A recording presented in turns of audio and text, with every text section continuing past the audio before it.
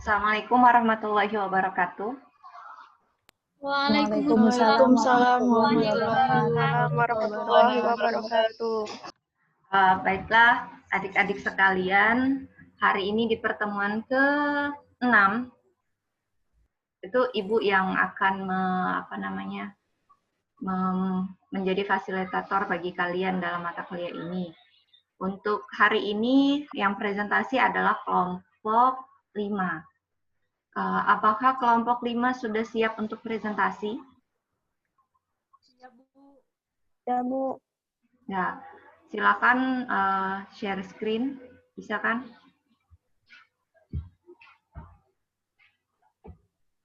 Nadiati, Bu, yang share screen.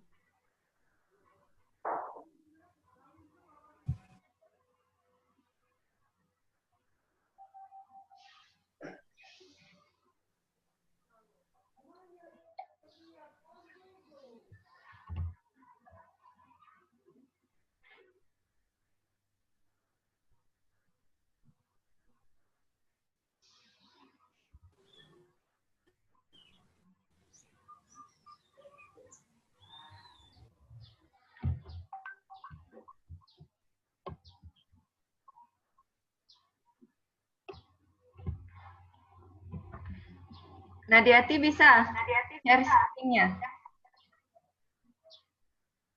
Apakah bisa? Tidak bisa, Bu.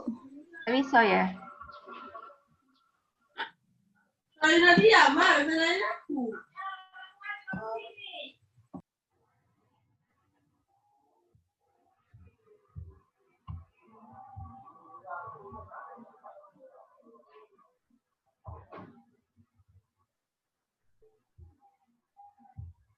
Oke, sekarang bisa nggak?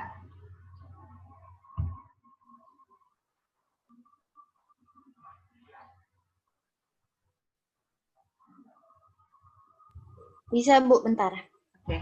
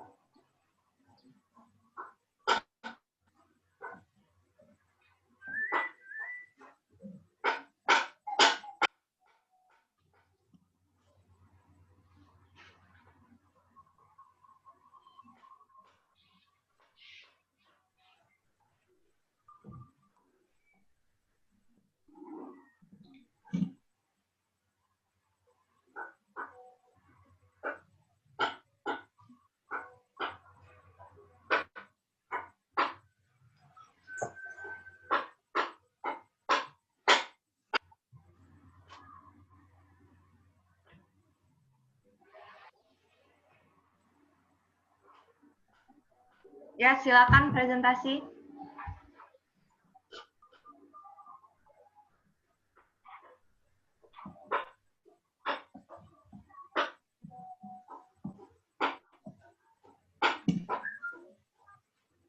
Apakah suara saya sudah terdengar, teman-teman? Terdengar, Ya.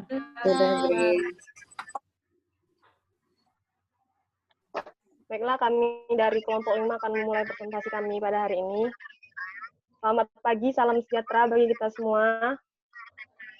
Pagi. Bagaimana kabar kita semua pada hari ini? Sehat semua kan? Sehat. Alhamdulillah sehat. Saya harap kita semua juga sehat terus ya, amin. Baiklah, sebelumnya kami dari kelompok 5, pagi hari ini kami akan mempresentasikan hasil diskusi kami mengenai fakta, konsep, prinsip, dan prosedur dalam pembelajaran matematika. Sebelum memulai presentasi kami pada hari ini, ada baiknya kami memperkenalkan diri kami terlebih dahulu. Perkenalkan, nama saya Graciela Tumorang sebagai moderator, dan teman-teman saya yang lainnya itu Silveni, Nadiati, Cindy, Mei, dan Rani. Baiklah, sekarang kita masuki ke bagian pendahuluan yang akan dijelaskan oleh teman saya Rani. Baiklah, untuk saudari Rani kami persilahkan. Baik, saya akan menjelaskan mengenai pendahuluan.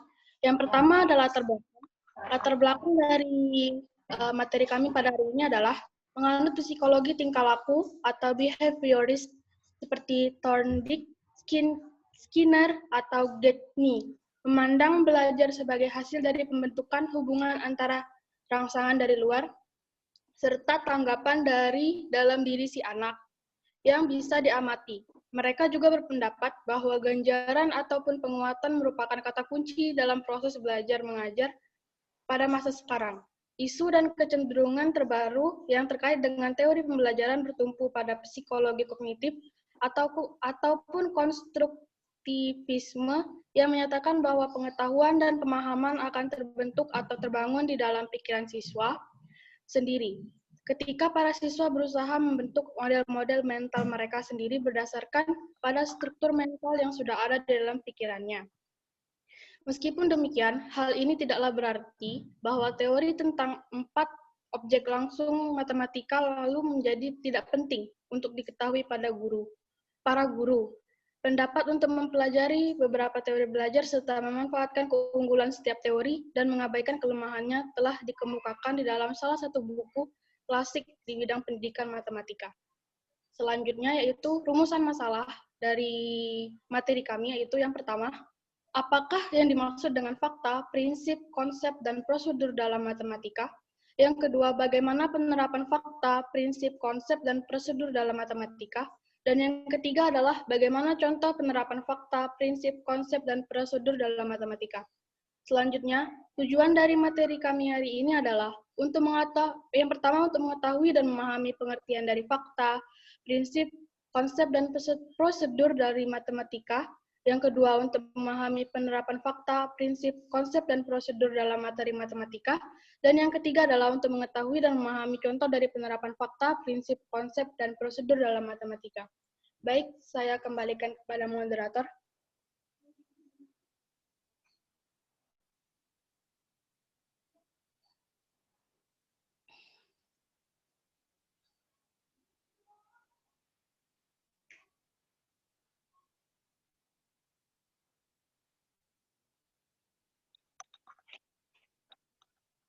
Nah, terdengar kan teman-teman? Terdengar. Terdengar. Baiklah. Tadi kan kita sudah mendengar apa saja latar belakang, rumusan masalah, dan tujuan presentasi ini. Sekarang kita masuk ke bagian pembahasan materi. Untuk materi yang pertama mengenai fakta dan konsep akan dijelaskan oleh saya sendiri.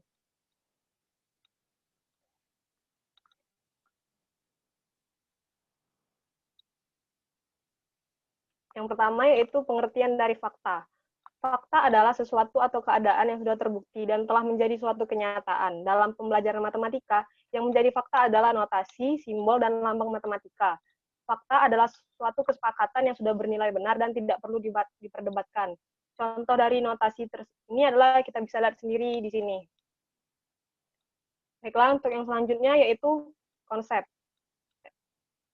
Untuk penerapan dari fakta ini, contohnya kalau di sekolah itu, misalnya dalam pembelajaran matematika disepakati bahwa hasil perhitungan dari 25 ditambah 5 itu 30. Terus kalau misalnya dalam pengerjaan hitungan yang sederhana, disepakati urutan untuk pengerjaan hitungan sebagai itu mendahulukan kali dan bagi, lalu mengerjakan tambah dan kurang. Contohnya seperti ini.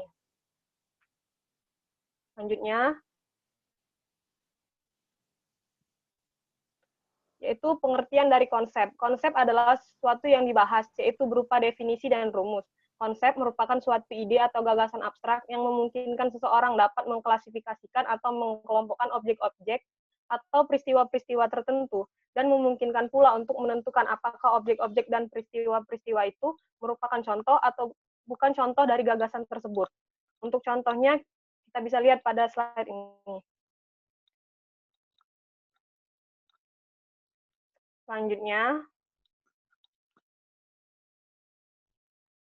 untuk penerapan dari konsep ini di sekolah, dalam kurikulum pembelajaran matematika saat ini, kita menggunakan definisi rumus dalam kegiatan pembelajaran. Contohnya penggunaan rumus bangun ruang, bangun datar, dan rumus matematika lainnya. Selain itu, konsep matematika juga digunakan untuk menumbuh kembangkan kemampuan-kemampuan dan membentuk pribadi siswa, serta bekerja sama dengan dalam perkembangan iptek. Maksudnya, dalam menerangkan konsep matematika, siswa juga membutuhkan bantuan internet dalam mencari informasi mengenai konsep matematika itu sendiri.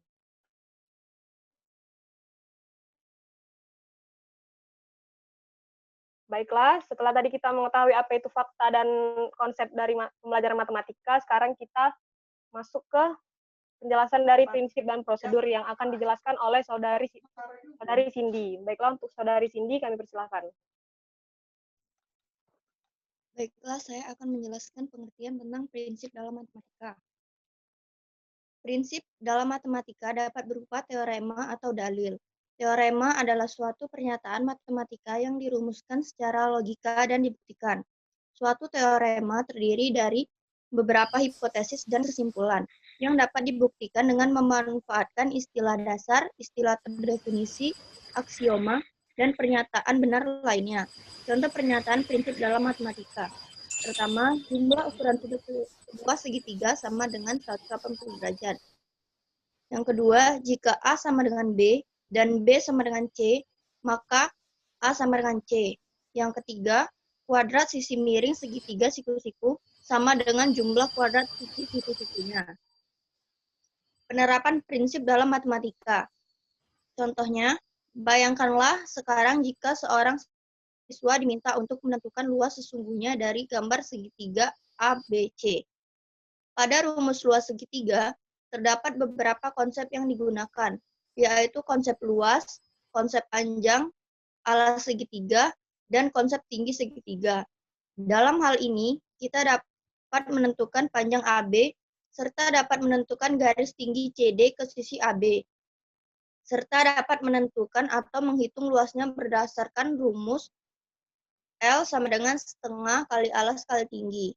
Berdasarkan penjelasan di atas, dapatlah disimpulkan bahwa seorang siswa dinyatakan telah memahami prinsip tersebut jika ia ingat rumus atau prinsip yang bersesuaian dalam hal ini, yaitu L sama dengan setengah kali A kali T. Memahami beberapa konsep yang digunakan serta lambang atau notasinya. Dapat menggunakan rumus atau prinsip yang bersesuaian pada situasi yang tepat. Setelah itu prosedur dalam matematika. Prosedur dalam matematika adalah langkah atau urutan atau cara yang digunakan untuk menyelesaikan tugas-tugas matematika yang mencakup langkah demi langkah dalam melakukan tugas. Contoh, untuk menentukan vektor resultan atau vektor pengganti dua buah vektor dapat dilakukan dengan cara pertama, cara jajar genjang, kedua, cara segitiga vektor, ketiga, cara poligon. Penerapan prosedur dalam matematika. Misalkan siswa diminta untuk menentukan hasil dari 345 dikali 87 tanpa menggunakan kalkulator. Apa yang harus siswa lakukan? Prosedur atau aturan untuk mendapatkan atau memperoleh hasil 345 dikali 87 biasanya adalah dengan perkalian bersusun. Diawali dengan mengalikan 7 dikali 5 yang sama dengan 35. Diikuti dengan menulis angka satuan 5 di tempat satuan, serta menyimpan angka puluhan 3 di dalam pikiran. Setelah itu menentukan nilai dari 7 dikali 4 sama dengan 28. Hasil 28 ini ditambah dengan angka 3 yang disimpan tadi menjadi 31. Dari hasil terakhir ini, angka satuannya yaitu 1 ditulis di sebelah kiri 5, dan angka 3-nya disimpan di dalam pikiran, dan seterusnya seperti itu. Selanjutnya saya serahkan kepada moderator.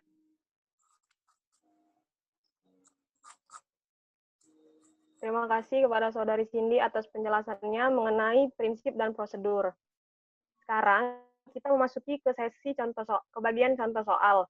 Untuk materi dan contoh soal akan dijelaskan oleh Saudari Silveni. Kepada Saudari Silveni kami persilahkan.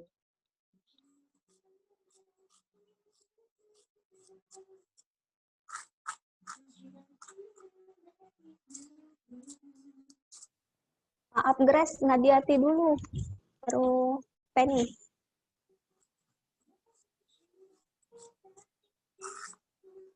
Baiklah, kepada Nadiati kami persilahkan. Baiklah, contoh soal pertama materi matriks, fakta, simbol nilai determinan matriks A dapat dinyatakan sebagai det A. Konsep determinan matriks dapat diartikan sebagai nilai yang mewakili sebuah matriks wujud sangkar. Jika determinan A sama dengan 0 disebut matriks simular, sebaliknya jika determinan tidak sama dengan 0 disebut matriks tak simular. Prinsip 1. Bentuk determinan matriks ordo 2 kali 2. Yang kedua, bentuk determinan matriks ordo 3 kali 3. Prosedur 1. Tulislah ketentuan-ketentuan yang ada ke dalam tabel. Yang kedua, ketentuan tersebut dapat dinyatakan ke dalam tabel bentuk matriks koefisien. Dan yang ketiga, menyelesaikan permasalahan ke dalam bentuk determinasi matriks.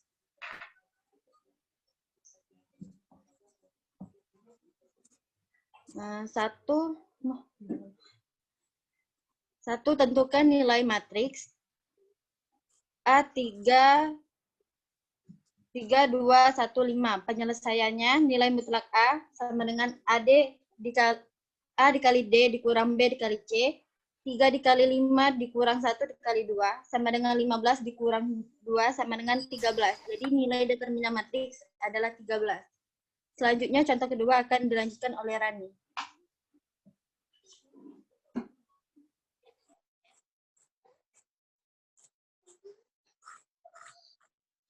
Baik, saya akan menjelaskan contoh yang kedua, yaitu hitunglah berapa determinan dari matriks ordo 3 kali 3 berikut ini. Jika terdapat matriks A dengan baris pertama 2, 3, 4, baris kedua 5, 4, 3, baris ketiga 7, 0, 1. Penyelesaiannya adalah dengan menambahkan kolom pertama dan kolom kedua di luar matriks, lalu dikalikan. Jadi determinan A itu 2 1 ditambah 3 dikali 3 dikali 7 ditambah 4 dikali 5 dikali 0 dikurangi dengan 4 dikali 4 dikali 7 dikurang 2 dikali 3 dikali 0 dikurang 3 dikali 5 dikali 1 sama dengan 8 ditambah 63 ditambah 0 dikurang 112 dikurang 0 dikurang 15 sama dengan negatif 56. Selanjutnya saya kembalikan kepada moderator.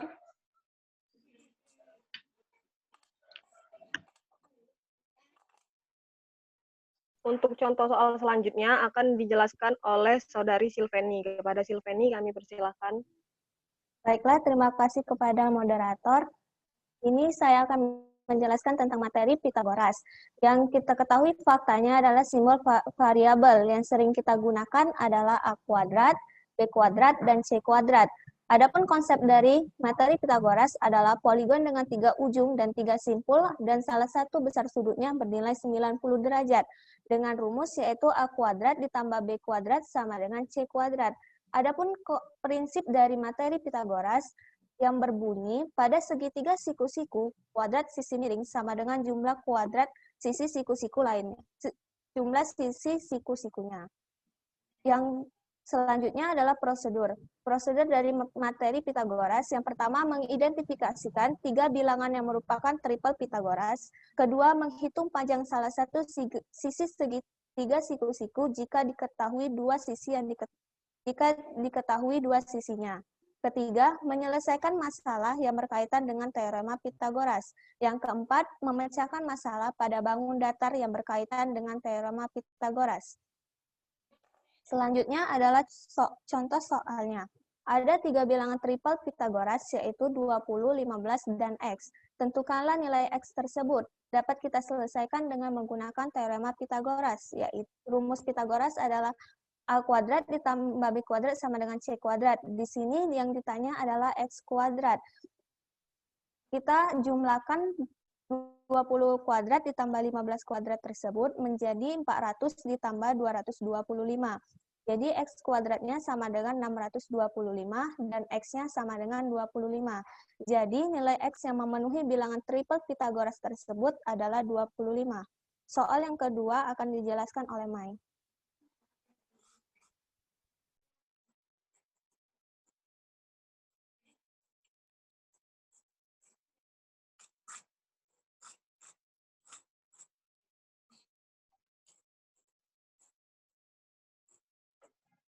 Kepada Saudari Mai kami persilahkan. Baiklah, terima kasih atas kesempatannya. Saya akan melanjutkan mengenai contoh soal teorema Pythagoras. Di sini seperti yang sudah teman-teman lihat pada layar teman-teman, bahwa kami menyajikan suatu soal dengan yang diketahui adalah sisi belah ketupat PQRS 15 cm dan panjang salah satu diagonalnya itu 24 cm. Maka pertanyaannya adalah berapa luas ketupat tersebut. Dari sini siswa dapat mengidentifikasi terlebih dahulu rumus luas belah ketupat itu apa, yaitu luas sama dengan setengah kali diagonal 1 kali diagonal 2. Pertama, mereka harus mencari diagonal satunya lagi, yaitu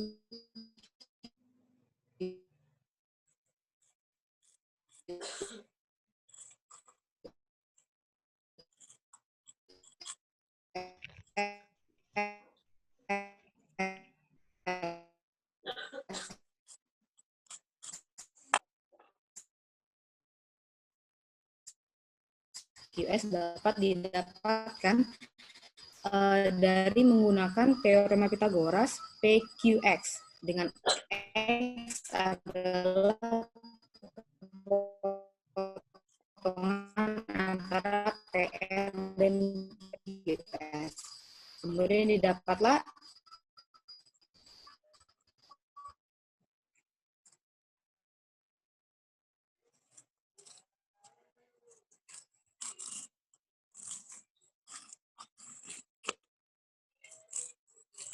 Maaf sebelumnya kepada teman-teman, sepertinya teman kami Mei terkendala sinyal. Untuk lanjutan materinya akan dijelaskan oleh Saudari Silveni. Kepada Silveni kami persilahkan.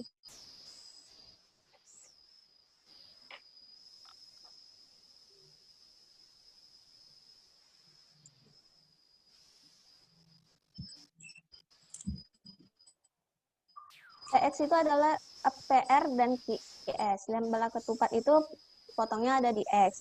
PX itu setengah dari PR, mana diketahui PR-nya adalah 24. Jadi PX-nya adalah setengah dari 24 sama dengan 12. Sekarang kita tentukan teorema Pythagoras untuk menentukan QX.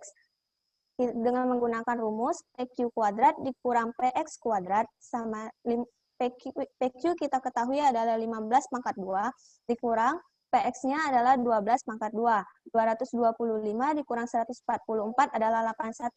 Akar dari 81 adalah 9. Jadi diketahui QX-nya adalah 9. Maka untuk mencari QS sama dengan 2 dikali QX. Yang kita dapat tadi, X sama dengan 9. Jadi 2 kali 9 adalah 18. Sekarang tinggal menghitung luas belah ketupat tersebut, yaitu rumus luas belah ketupat adalah setengah dikali diagonal 1 dikali diagonal 2. Luas setengah sama dengan setengah dikali 24 dikali 18, yang hasilnya adalah 260 cm pangkat 2. Saya kembalikan lagi kepada moderator.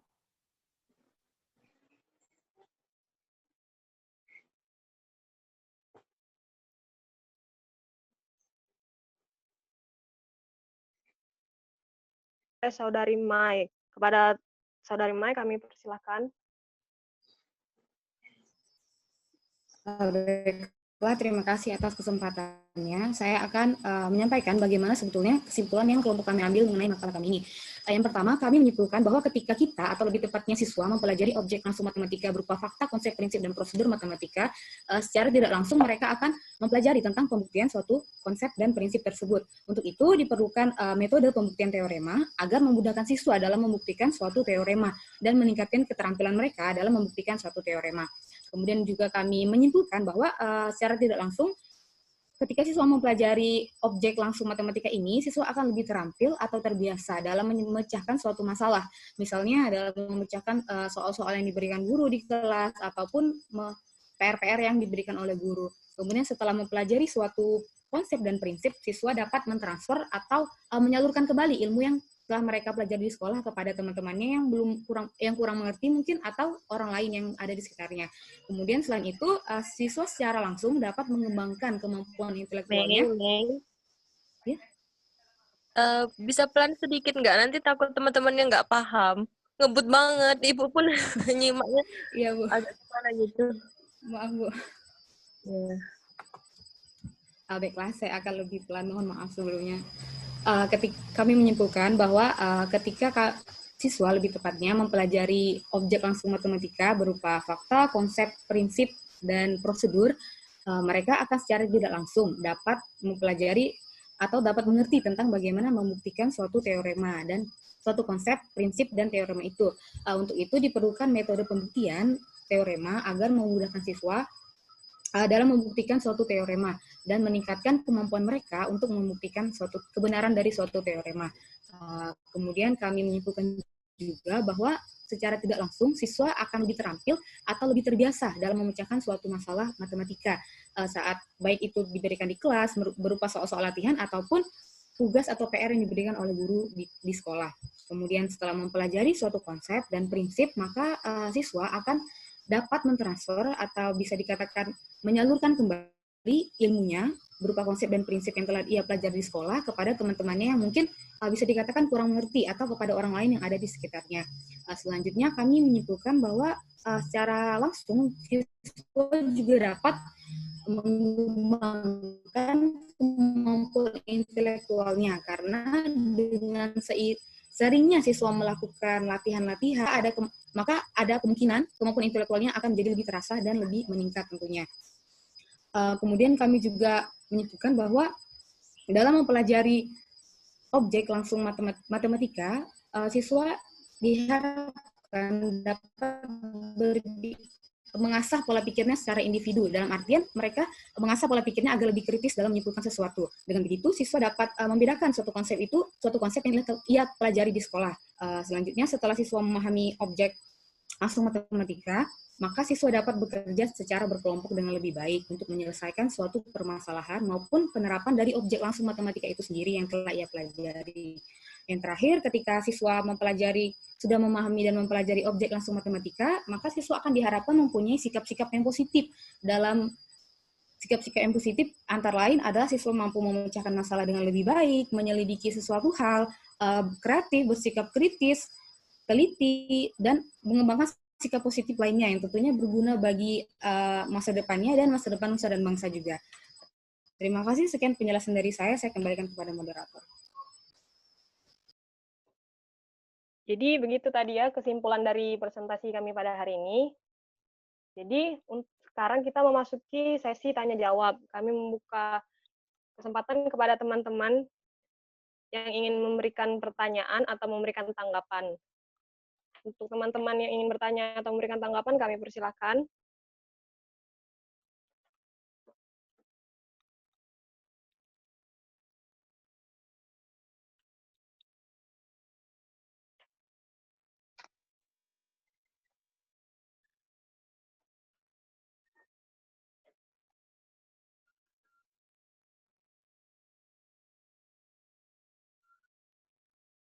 Bagaimana teman-teman? Graciel, izin bertanya. Oh iya, boleh Fitri ya.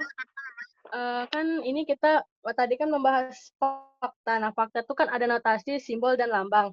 Nah, kan seperti yang kita ketahui, seperti tanda koma dan titik itu, kalau di Indonesia sendiri kan tanda titik itu sebagai tanda penanda ribuan, dan tanda koma sebagai penanda desimal. Tetapi kemarin di suatu negara lain, kemarin itu ada perbedaan. Mereka untuk koma itu sebagai penanda ribuan, dan untuk titik itu sebagai penanda koma. Nah, jadi sebenarnya untuk penanda desimal itu titik atau koma.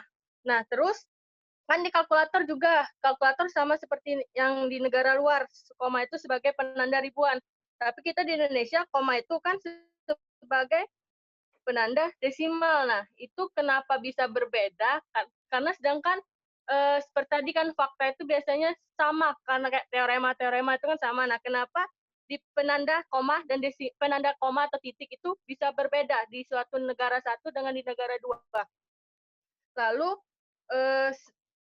lalu untuk apa namanya, kita sebagai orang matematika itu untuk mengajarkan itu kita mengikuti ini atau kita harus berubah ke internasional? Terima kasih.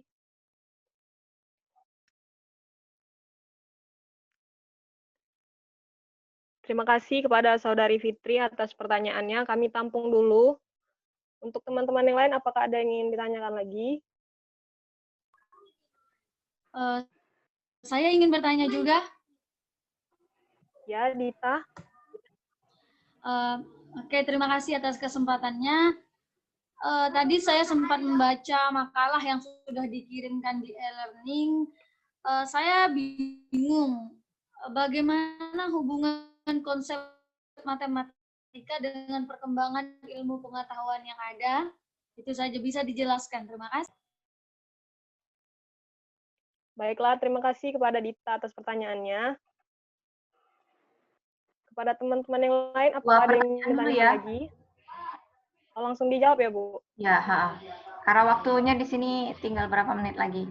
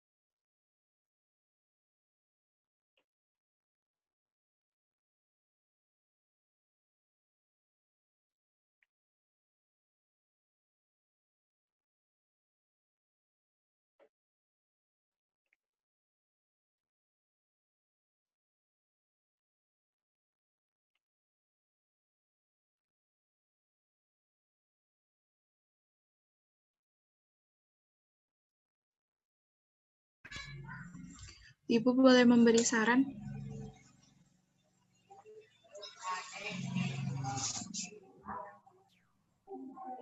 Siapa yang bicara tadi? Saya, Bu. Saya siapa saya? Gitu ya, Bu. Ya, kenapa? Kalau dari sumber lain yang saya baca, konsep itu ide abstrak, jadi definisinya. Nah, sedangkan kalau prinsip itu kan menggabungkan konsep sehingga kita ketemu rumus sama teorema.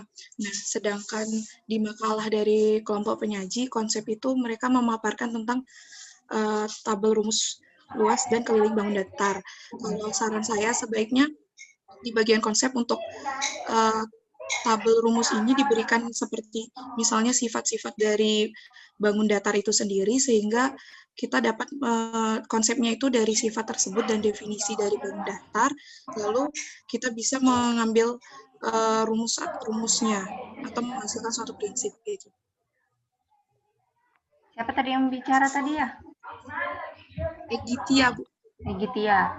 Nah, ya, itu yang Ibu harapkan dari sini ya. Jadi maksudnya walaupun temannya itu menyampaikan suatu makalah, suatu materi, itu bukan berarti semuanya bisa langsung diterima bahwa itu semua benar gitu ya. Kalian bisa memberikan tanggapan atau sedikit merevisi, memberikan masukan terhadap materi yang telah disampaikan oleh teman kalian.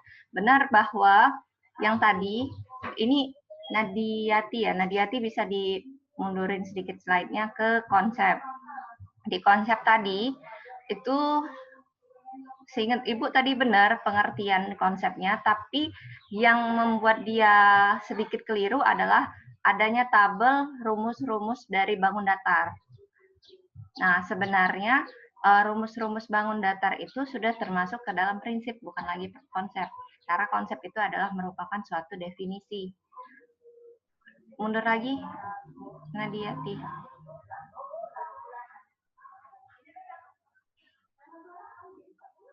Konsep.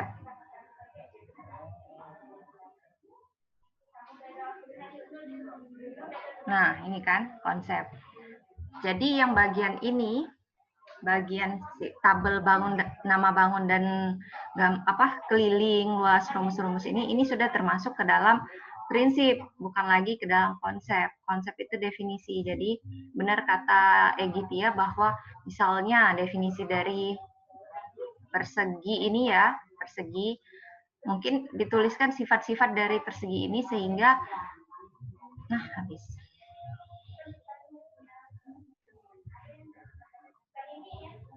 Oh, enggak, masih ada ya waktunya ya. Jadi enggak langsung ke sifat-sifat sebenarnya. Jadi definisinya aja dulu dari persegi ini, definisi dari persegi apa dengan secara lengkap sehingga tidak menimbulkan makna ganda. Yang kemudian nanti kalau sifat-sifat itu sudah masuk ke dalam prinsip juga nanti, ya. Seperti itu. Kemudian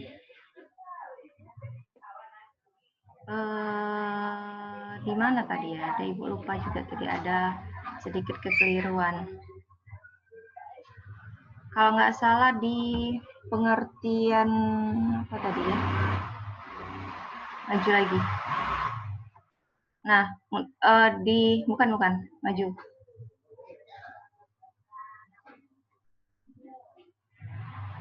Bukan maju, bukan kembali. Maju lagi terus. Terus.